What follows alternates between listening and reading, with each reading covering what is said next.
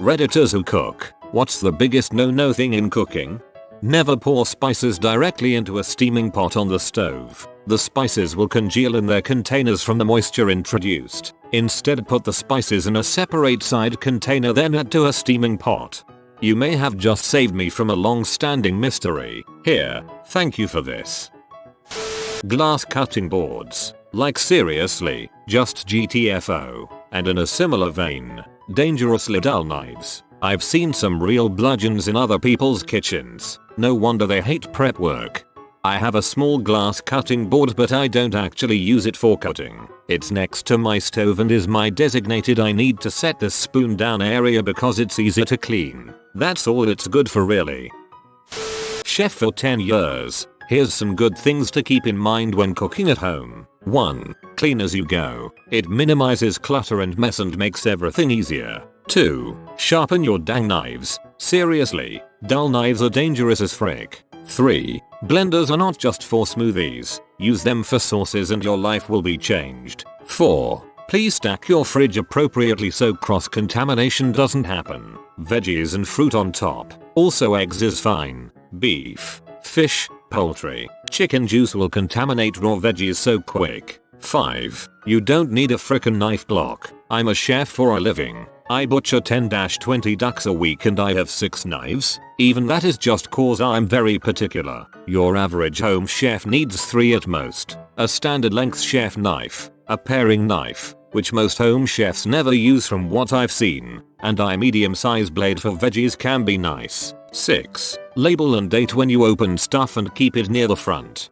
Keeping it near the front is most important as it helps encourage you to remember, ah yes, I have this kale that I should use before you open something else. 7. Olive oil can go bad. Lots of people think it can't, but it can. 8. Canned stuff isn't the worst, just mix it with fresh stuff. 9. Diversify what ingredients you're using. Most Americans and Europeans cook with the same 20 things. Every time you go to the grocery store, pick up a new ingredient and try it out. Beets? Amazing. Like mushrooms? Try oyster mushrooms instead of generic shiitakes. Like onions? Grab a leek. Seriously, change it up. 10. Wading into more professional territory, but try some fermentation. Lots of great stuff out there, but I'd recommend kimchi. If you wanna get serious, buy the Noma Guide to Fermentation and actually read it. Best $30 you'll ever spend. Thanks for coming to my TED Talk.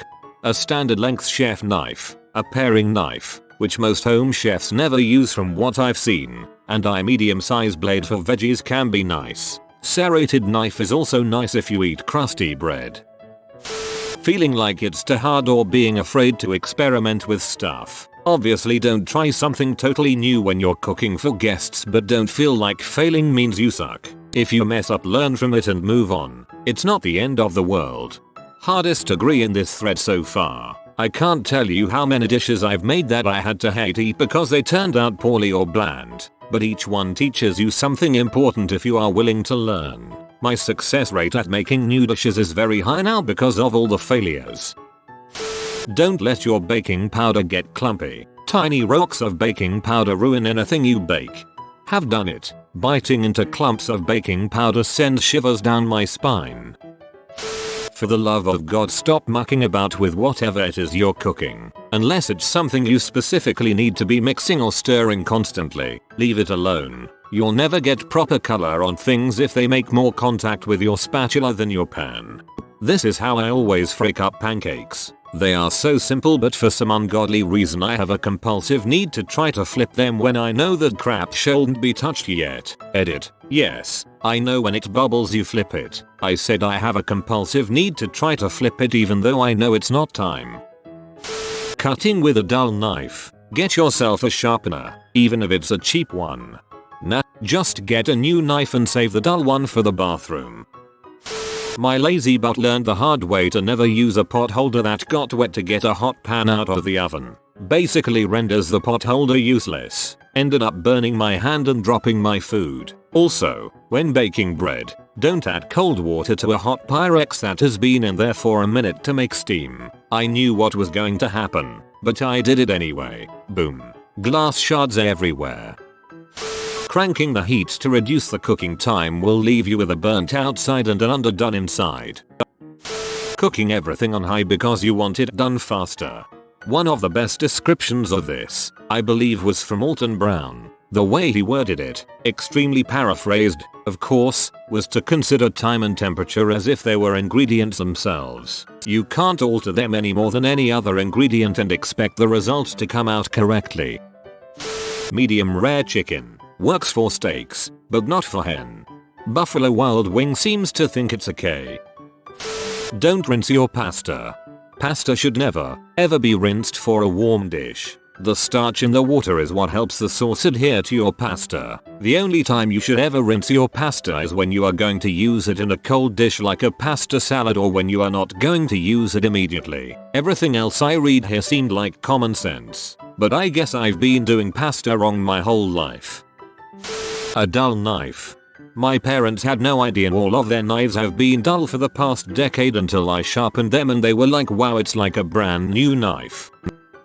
Incorrectly storing ingredients. Seriously, you can get ill if you let raw chicken juice drip on your salad in the fridge. Then, cut meat and veg on separate boards. Always wear pants while cooking bacon. Or just an apron. Do not mix hot cooking oil and cool sink water. I saw a girl burn the heck out of herself because she didn't listen to the home ec teacher. She threw her hot oil in a sink with some cool water running. Boom. Sprayed hot oil all over her arm and neck. Let your oil cool, folks. Just never pour your oil in the sink at all. WTF. It will clog your crap up so fast. Not seasoning your chicken. Overcooking chicken too. Cooking with extra virgin olive oil over high heat. You sound bitter about this. Don't grab something that is on the stove without a towel or some type of heat protection. Don't combine water and hot oil. If a grease fire starts, don't use water to try to put it out. Salt, a baking sheet, or a dry towel might work if you don't have a fire extinguisher. Don't season a liquid before reducing it. It will become too salty after you reduce it. Don't use a cold pan to sear something. Get the pan hot first. Better sear. Don't use extra virgin olive oil when you're using high heats. It will burn. Don't cut meat immediately after cooking it. More juices will flow out. The meat will become drier. Wait a few minutes. Don't hold an object with your fingers extended when you're cutting it. You're less likely to seriously cut your fingers if you curl your fingers like a claw. Don't use a sharp knife on metal, like a pie tin or steel counter, or glass or marble. Don't use a nice knife on anything other than food. A common offense would be opening a food package with it. Don't send a nice knife through a dishwasher. Don't leave a sharp knife in the sink. Don't leave a knife wet. Even ones claiming to be stainless will often rust if left wet. Don't follow a recipe too religiously. If it doesn't taste well to you, don't leave it because you followed the recipe exactly. If a grease fire starts, don't use water to try to put it out. Salt, a baking sheet, or a dry towel might work if you don't have a fire extinguisher. The pot's lid is the best one. Learn this the hard way. Don't throw fresh chili peppers into a hot pan unless you want to pepper spray the whole house. Never, and I mean never, panic if you start a fire on accident. You need to be calm enough to know if you have to smother it, oil or grease fires, or grab the extinguisher. Panicking can get your house burned down. My mom fell asleep while making fries and woke up to a house full of smoke. She then threw a polyester blanket over the pot full of burning oil, which burned the whole kitchen down. Should have just put a lid on the pot, but now she got a brand new kitchen covered by insurance, lol. Cross-contamination with raw chicken or pork. Coming anywhere near my non-stick pan with metal. If you scratch my pan, I will scratch your soul. My brother is really good about this, and then when he washes a non-stick pan you can hear the scratching from the brush against the pan 2 rooms away, and then he wonders why his non-stick pans only last 6 months or so. Taste as you go. My raw chicken never tastes very good, but I am sure I'll find a good bird one day. Don't burn garlic. Don't forget to let the ingredients get to know each other. And use a tiny whisk. Microwaving a salad. Of course you don't microwave a salad, you freaking donut. Not seasoning anything. There is a reason pretty much every recipe including candy and ice cream includes salt, you morons. Still, don't overdo it either. Plenty of stuff is preloaded with heaps of salt. Guessing at amounts when baking. Baking is science. Cooking is art. Don't burn the ramen plastic accidentally when cooking. Standing in the kitchen when I'm cooking. Get the frick out. Don't get in my way. Especially when they stand directly behind you or they stand there saying how they would have done it. Don't try to catch a drop knife. Back away and let it fall. Edit. My first silver. Thank you. Kind stranger. Edit 2. Gold. Thank you. Other kind stranger. I have the slowest reflexes in the world except when it comes to things that should just fall. Knives. Curling iron. Edit. Wording. If it has touched raw meat, it can't go anywhere near cooked meat. Making a cake then eating the whole thing right after. You need to let it cool down enough before you apply the frosting. Only then can you eat the whole thing alone, by yourself, in the dark. Never put oil in the pot when cooking pasta, as the sauce will just slip and slide away instead of sticking to the pasta. Don't leave pasta in the water when I tease. Done. This mouse is looking for friends in the comments. Comment mouse boy to befriend him. If you are new to the channel, you can subscribe. I publish new videos every day. Until then, check another video, or don't. Either way, have a great day you magnificent people.